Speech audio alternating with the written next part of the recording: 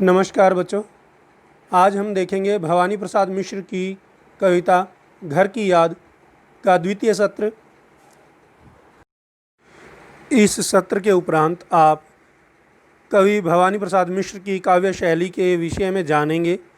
देश को आज़ाद कराने के लिए आज़ादी के दीवानों को कितना कष्ट सहना पड़ा, इसकी अनुभूति कर पाएंगे।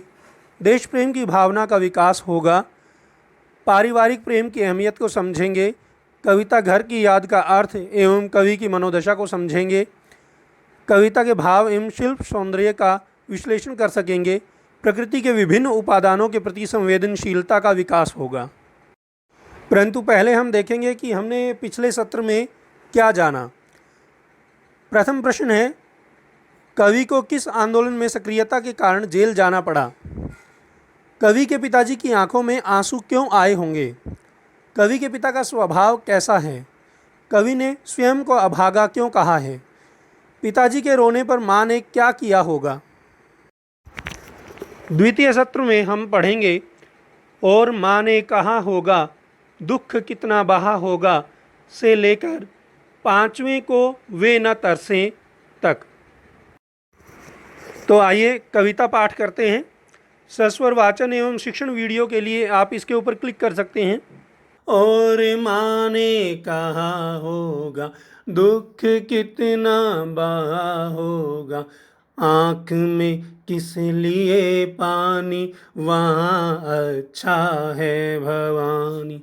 वह तुम्हारा मन समझ कर और अपनापन समझ कर गया है, सो ठीक ही है, यह तुम्हारी लीक ही है।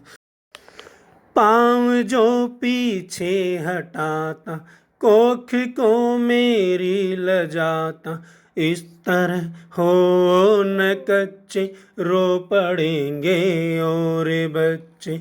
इस तरह हो न कच्चे, रो पड़ेंगे और बच्चे।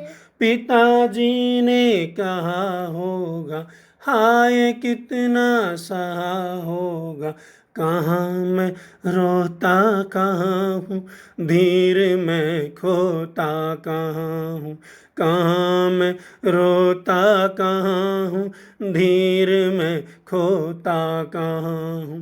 हे सजीले हरे सावन, हे कि मेरे पुण्य पावन, तुम बरस लो वे न बरसे, पांचवे को वे न तरसे। तुम बरस लो वे न बरसे, पांचवे को वे न तरसे। मैं मजे में हूँ सही है, घर नहीं हूँ बस यही है, किंतु यह बस बड़ा बस है, इसी बस से सब विरस है। किंतु यह बस बड़ा बस है, इसी बस से सब विरस है। किंतु उनसे यह न कहना, उन्हें देते धीर रहना। उन्हें कहना लिख रहा हूँ, उन्हें कहना पढ़ रहा हूँ। उन्हें कहना लिख रहा हूँ, उन्हें कहना पढ़ रहा हूँ। काम करता हूँ कि कहना, नाम करता हूँ कि कहना। चाहते हैं लोग कहना, मत करो कुछ शोक कहना। चाहते हैं लोग कहना, मत करो कुछ शोक कहना। और कहना मस्त हूँ मैं, काटने में व्यस्त हूँ मैं। वजन 70 शेर मेरा और भोजन ढेर मेरा।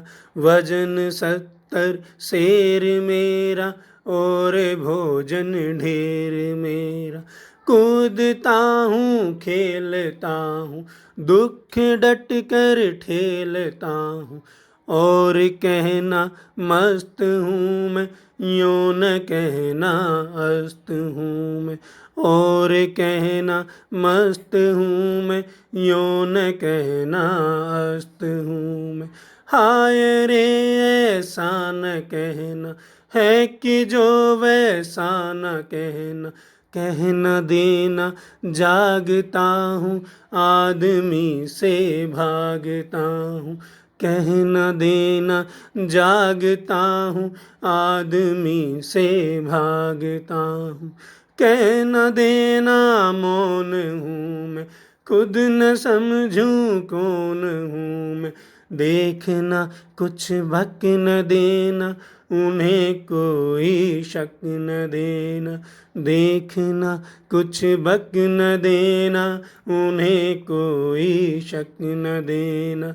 हे सजीले हरे सावन, हे कि मेरे पुण्य पावन, हे सजीले हरे सावन, हे कि मेरे पुण्य पावन, तुम बरस लो वे न बरसे पांचवें को वे न तरसे, तुम बरस लो वे न बरसे पांचवें को वे न तरसे, पांचवें को वे न तरसे, पांचवें को वे न तरसे।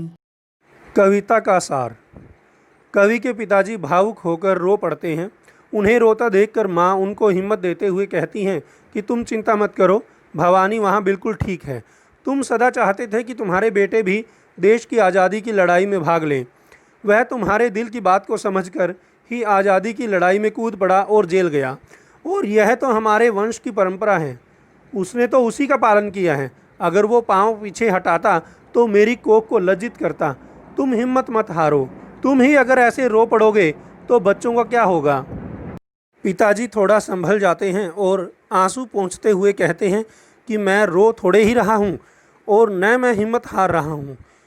परंतु यह कहते हुए उन्होंने बहुत दुख झेला होगा, क्योंकि वे बहुत भावुक थे और कवि से बेहद प्यार करते थे। कवि सावन को संबोधित करते हुए कहते हैं कि हे हरे भरे सजीले सावन, तुम चाहे कितना भी बरस लो, परंतु मेरी याद में मेरे पिता की आंखों में आंसू न आने पाएँ, वे मेरी याद में न तड़पें। मैं यहाँ आनंद से हूँ, बस मैं अपने घर वालों से दूर हूँ और यही मेरे जीवन की सबसे बड़ी पीड़ा है। मैं उनकी याद में हर पल तड़पता हूँ, परंतु तुम उनको ये सब मत कहना और उन्हें इस दुख को सहने की हिम्मत देना। तुम उन्हें कहना कि मैं यहाँ जेल में लिखता पढ़ता हूँ रहता हूँ, खूब खेलता कूदता हूँ, मन लगाकर काम करता हूँ, सभी लोग मुझे बहुत प्यार करते हैं। मैं यहाँ भी आपका नाम रोशन कर रहा हूँ। मैं हर दुख का डट कर सामना करता हूँ। मैं यहाँ पूरी तरह आनंद से हूँ। कहीं तुम उनको ये मत बता देना कि मैं बिल्कुल निराश और हताश हो गया हूँ।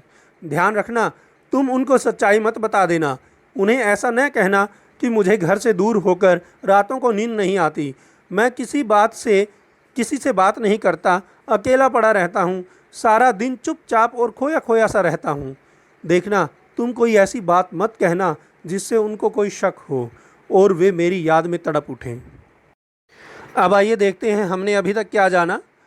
छात्र इस लिंक के ऊपर क्लिक करेंगे, नीचे डिस्क्रिप्शन बॉक्स में ये लिंक दिया होगा, आप उसके ऊपर क्लिक करके बहुविकल्पी परीक्षा तक पहुंच सकते हैं। मूल भाव।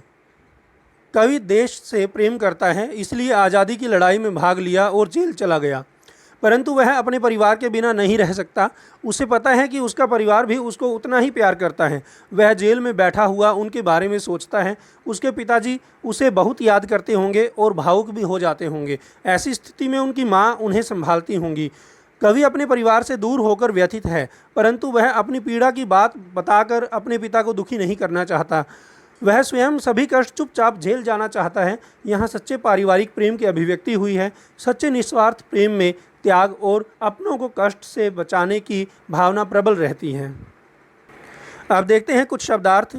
कुछ शब्द ऐसे हैं जिनका अर्थ आपको शायद पता ना हो। लीक, परंपरा, दुख बहा होगा, दुख महसूस किया होगा। पाँव पीछे हटाना, अपने कर्तव्य मार्ग से पीछे हटना। कोख को लजाना, माँ को लज्जित करना। कच्चे होना, कमज़ोर पड़ना, भावुक होना या हिम्मत हारना। धीर खोना, धैर्य खोना, हिम्मत हार जाना। पुण्य पावन, बहुत अधिक पवित्र, बस, केवल या नियंत्रण। विरस, रसहीन या फीका। शोक, दुख, डट कर ठेलना, पूरी हिम्मत से मुकाबला करना, अस्त निराश, बक न देना, बोल न देना। अब देखते हैं इस कविता में कौन कौन सी मूल अवधारणाएं आई हैं। कवि पिता से अथाह प्रेम करता है।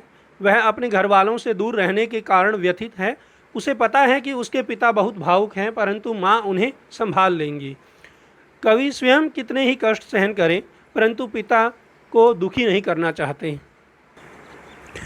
अब बारी है गृह कार्य की। तो नीचे कार्यपत्रक और प्रश्न बैंक नामक 2 लिंक दिए गए हैं। डिस्क्रिप्शन बॉक्स में मैंने ये लिंक दिए हैं, आप इनके ऊपर क्लिक करिएगा और साथ में कार्यपत्रक में दिए गए प्रश्नों को और साथ में ही प्रश्नों बैंक के अंदर दिए गए प्रश्नों को हल करिएगा और अपने शिक्षक को भेज दीजिएगा। परियोजना कार्य। अपने घर से दूर रहने पर आप घर को किस तरह से याद करते हैं, लिखिए। लगभग 150 से 200 शब्दों में आप इसको लेख को लिख सकते हैं। बच्चों, इस कविता के काव्य सौंदर्य के लिए मैं अलग से एक वीडियो बना रहा हूँ और उसका लिंक मैंने इस डिस्क्रिप्शन में दे दिया है, तो उसको क्लिक करके आप उस वीडियो को देख सकते हैं। आपको अगर ये वीडियो अच्छी लगी हो तो लाइक ज़रूर करें, साथ में इस वीडियो को ज़्यादा से ज़्यादा बच्चों को शेयर करें ताकि उनको भी इस वीडियो का लाभ प्राप्त हो, और मेरे चैनल को सब्सक्राइब करें। बहुत बहुत धन्यवाद। व्यस्त रहो, मस्त रहो।